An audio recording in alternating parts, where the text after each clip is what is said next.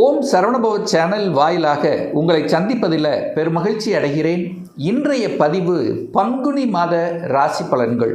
முதலில் இந்த பங்குனி மாதத்துக்குரிய கிரக நிலைகளை பார்க்கலாம்.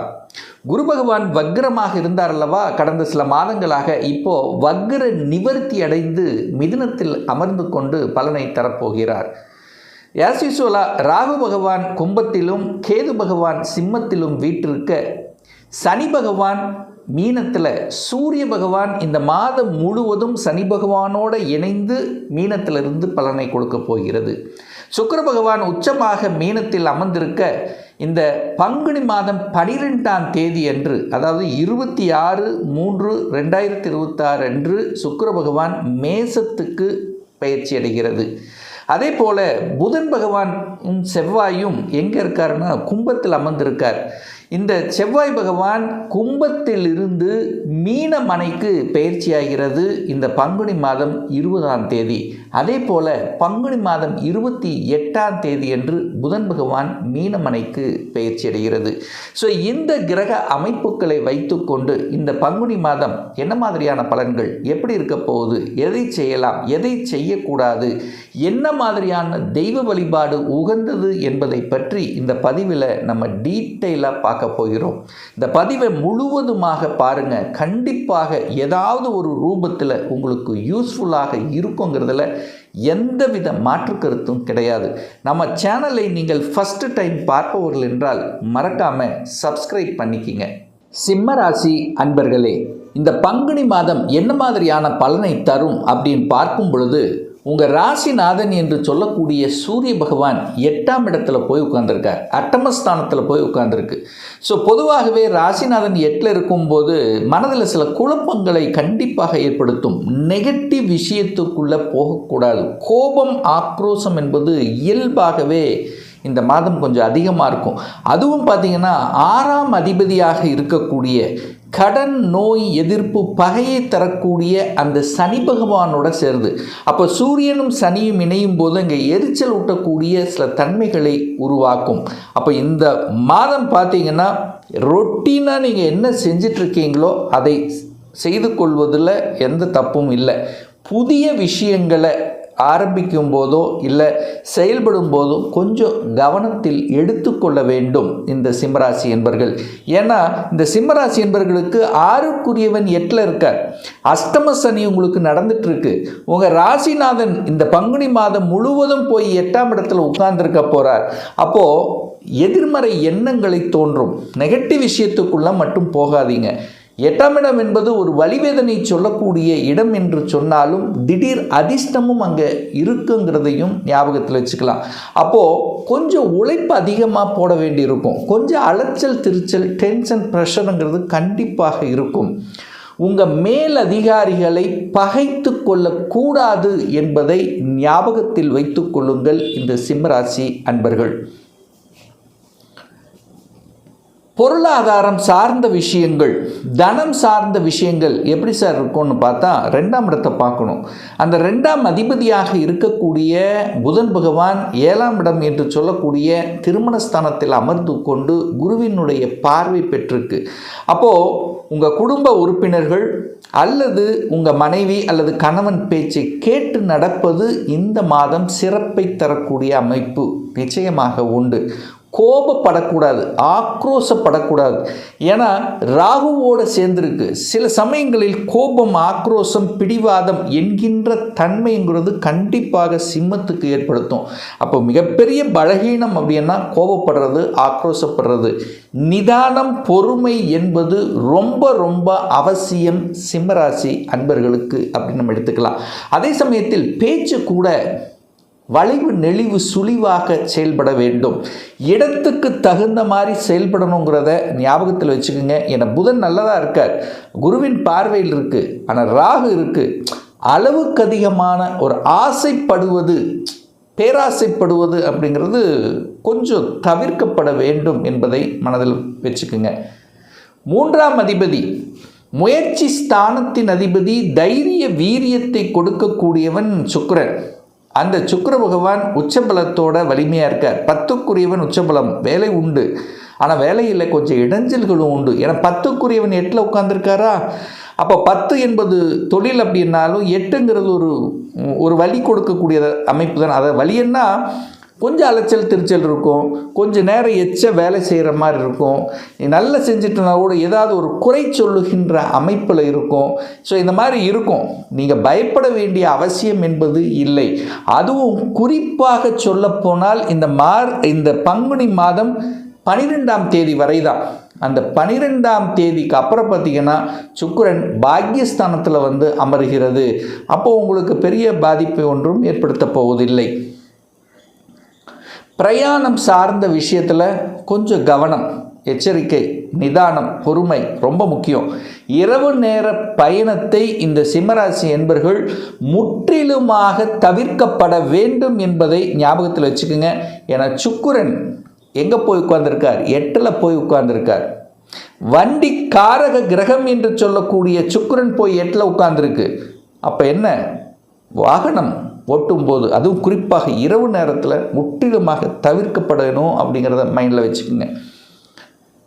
சுகஸ்தானத்தை பெருக்கிக் கொள்ளக்கூடிய தன்மை உண்டா அப்படின்னு கேட்டால் 4ஆம் அதிபதியை பார்க்கணும். 4ஆம் அதிபதி எங்கே இருக்கார்? 7ஆம் இடத்தில் அமர்ந்து கொண்டு உங்கள் ராசியை பார்க்கிறார். குருவின் பார்வையில் இருக்குது. இடம், நிலம், வீடு, வண்டி, வாகனம் இதெல்லாம் வாங்கிக்கலாம். வாங்குவதற்கு எந்த தடையும் இல்லை. அதுவும் இந்த பங்குனி மாதம் 12ஆம் தேதிக்கு அப்புறம் ரொம்பவே நல்லா இருக்க போகுது. தாராளமாக வாங்கிக்கலாம். ஆனால் என்ன, டாக்குமெண்ட்டுக்கு காரக கிரகமாக இருக்கக்கூடிய புதனோட ராகு என்கின்ற சர்ப்ப கிரகம் இருக்கிறதுனால இடம் வாங்கினாலும் சரி, எந்த ரிஜிஸ்ட்ரேஷன் நீங்கள் எது செய்தாலும் கொஞ்சம் நல்லா படித்து பார்க்கணும் அப்படிங்கிறத மைண்டில் வச்சுக்கோங்க. ஏன்னா புதனோட ராகு வில்லங்க கிரகம். அப்போது நமக்கு ஏதாவது வில்லங்கம் இருக்கா அப்படிங்கிறத செக் பண்ணணும் இந்த காலகட்டம் என்பதை ஞாபகத்தில் வைத்து கொள்ளுங்கள் இந்த சிம்மராசி அன்பர்கள். 5க்குரியவன் பூர்வ புண்ணியஸ்தானத்தின் அதிபதி, பஞ்சமஸ்தானத்தின் அதிபதியாக இருக்கக்கூடிய குரு பகவான் 11ஆம் இடமான லாபஸ்தானத்தில் இருப்பதும், அதுவும் இப்போ வக்ர நிவர்த்தி அடைந்து இருப்பதும் ஒரு நல்ல அமைப்பு. குரு நல்லா இருக்கு. சிம்மத்துக்கு குரு சூப்பரான ஒரு நல்ல தன்மை கொடுக்கிறார். குரு எங்கே சிம்மத்துக்கு வந்து 5க்குரியவன் அல்லவா, பூர்வ புண்ணியஸ்தானத்தின் அதிபதி அல்லவா, அந்த குரு 5ஆம் இடத்தையே பார்க்கிறார். தன் வீட்டை தானே பார்த்து வலுப்படுத்தக்கூடிய அமைப்புங்கிறது பிரகாசமாக இருக்கிறது. இந்த சிம்மராசி என்பவர்களுக்கு குழந்தை பாக்கியத்துக்காக முயற்சி எடுத்து அதில் தோல்வி அடைந்து நிறைய செலவு செய்து ஒரு மாதிரியான ஒரு வருத்தத்தில் இருக்கக்கூடிய சிம்மத்துக்கு இந்த பங்குனி மாதம் சிறப்பை தரும். அப்போ குழந்தை பாக்கியத்தை அமைத்து கொடுக்கக்கூடிய ஒரு மாதம். எத்தனை இஷ்ட தெய்வங்களை வழிபட்டீங்க, எத்தனை பிரார்த்தனை எடுத்தீங்க. குலதெய்வத்தின் அருள் கடாட்சம் இந்த மாதம் பரிபூர்ணமாக இருக்கிறது. அப்போ ஒரு தடவை இந்த மாதம் பங்குனி மாதம் குலதெய்வத்தை சென்று வழிபட்டு வந்தீர்கள் என்றால் நிச்சயமாக உங்கள் ஆசைகள், உங்கள் எண்ணங்கள், செயல் சிந்தனைகளில் ஒரு நல்ல ஒரு மகிழ்ச்சி தரக்கூடிய தன்மையை கொடுத்து விடும். பதவி கொடுக்கும், திடீர் பதவி, திடீர் அதிர்ஷ்டம் அப்படின்னு சொல்லுவோம் பார்த்தீங்களா. அந்த முன்னோர்களினுடைய ஆசீர்வாதம், குலதெய்வத்தின் ஆசீர்வாதத்தோட ஒரு நல்ல விஷயம், நல்ல செய்தி கொடுக்கக்கூடிய ஒரு அமைப்பில் இந்த சிம்மத்துக்கு உண்டு. எவ்வளவோ ஒரு மன அழுத்தம், மனம் சார்ந்த விஷயத்தில் ஒரு சங்கடங்கள், எதையாவது நினைத்து கொண்டு வருத்தப்பட்டு கொண்டு இருந்தாலும் ஒரு சந்தோஷத்தை தரக்கூடிய செய்தி நிச்சயமாக உங்கள் பூர்வ புண்ணிய அடிப்படையில் உண்டு அப்படிங்கிறத நம்ம ஸ்ட்ராங்காக சொல்லலாம். ஏன்னா குரு என்கின்றவர் ஒரு நல்லவர். குரு அப்படிங்கிறது நல்லவர். நம்ம ஏன் சொல்கிறோன்னா, காலச்சக்கரத்தினுடைய 9வது வீடு, 9வது அதிபதி யார்? தனுசு மனை. அதன் அதிபதி குரு. அந்த குரு எங்கே இருந்து பார்த்தாலும் அந்த இடத்தை வளர்க்கக்கூடிய அமைப்புங்கிறது இயல்பாகவே உண்டு. அப்போ அந்த குரு பகவான் 5ஆம் இடத்தை பார்த்து வலுப்படுத்துகிறார், உங்கள் பூர்வ புண்ணியத்தை வலுப்படுத்துகிறார் அப்படின்னு நம்ம எடுத்துக்கலாம். 6ஆம் அதிபதி 8ல் போய் உட்கார்ந்திருக்கார். கடன் விஷயத்தில் கவனமாக இருக்கணும். 6க்குரியவன் தனக்கும் 3ஆம் இடத்தில் இருக்கார், வளர்ச்சி ஸ்தானத்தில் இருக்கு. அப்போ கடனை வளர்ப்பேன் என்கின்ற தன்மை இந்த காலகட்டம் இருக்கின்ற காரணத்தால் கடன் விஷயத்தில் கவனம், எச்சரிக்கை, நிதானம் ரொம்ப முக்கியம். தன்னுடைய கெப்பாசிட்டிக்கு மேலே கடன் போகக்கூடாதுங்கிறதுல ஸ்ட்ராங்காக மனதில் வைத்து கொள்ளுங்கள். இந்த சிம்மராசி என்பவர்கள் இன்னும் 2 வருஷம் கடன் வேண்டாம். கடனை கொடுப்பதும் கடனை வாங்குவதும் ஜாமீன் கையெழுத்து யாருக்காவது போடுவதும் இதெல்லாம் முற்றிலுமாக தவிர்க்கப்பட வேண்டும் என்பதை ஆழமாக மனதில் வைத்து கொள்ளுங்கள். ஹெல்த்துலேயும் அக்கறை எடுக்கணும். இது வரைக்கும் ஹெல்த் விஷயத்தில் கொஞ்சம் அசால்ட்டாக இருந்தவங்கெல்லாம் இப்போ கொஞ்சம் கேர் எடுக்கணும் என்கின்ற எண்ணத்தை தூண்டும். ஒரு செக்கப் பண்ணணும், ஒரு மாதம் செக்கப் பண்ணணும், ஏதோ இருக்கிற மாதிரி இருக்குது. இந்த ஹெல்த் 6க்குரியவன் 8ல் இருக்கும்போது கண்டிப்பாக உங்களை தூண்ட செய்வார். கால் வலி கண்டிப்பாக இருக்கும். கால் வலி, கொட்டச்சல் இருக்கக்கூடிய தன்மை, வயிற்று சம்பந்தப்பட்ட ஜீரணம் சம்பந்தப்பட்ட தொந்தரவுகள் வருவதற்கான வாய்ப்புகள் சந்தர்ப்பங்கள் நிச்சயமாக உண்டு. சூரியன் 8ல் போய் உட்கார்ந்துருக்கார். தகப்பன் சார்ந்த விஷயத்தில் கவனம். தகப்பனுடைய ஹெல்த்தை கொஞ்சம் அக்கறை எடுத்துக்கணும். தகப்பனோட சண்டை போடக்கூடாது. அரசாங்க விஷயத்தில் கவனமாக இருக்கணும். அரசாங்க காரியங்களில் கரெக்டாக இருக்கணும்.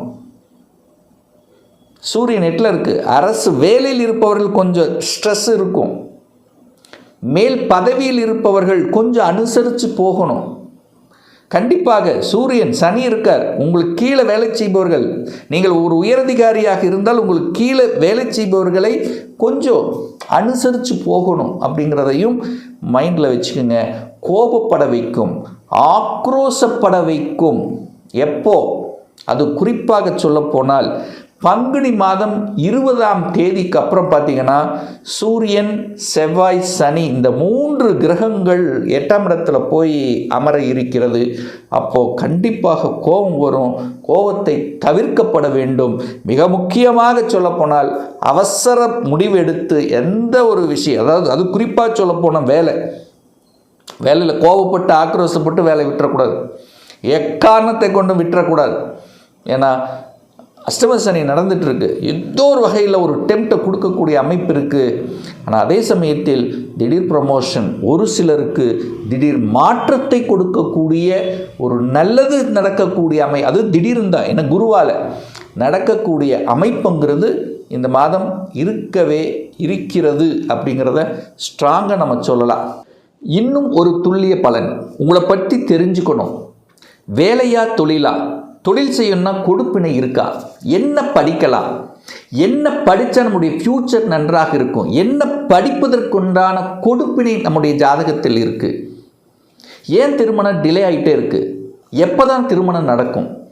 எப்போ ப்ரமோஷன் கிடைக்கும்? எப்போ குழந்தை பாக்கியம் கிடைக்கும்? எப்போ வீடு கட்டுவேன்? இது போன்ற கேள்விகளுக்கு துல்லியமான பலனை நம்மால் கூற முடியும்.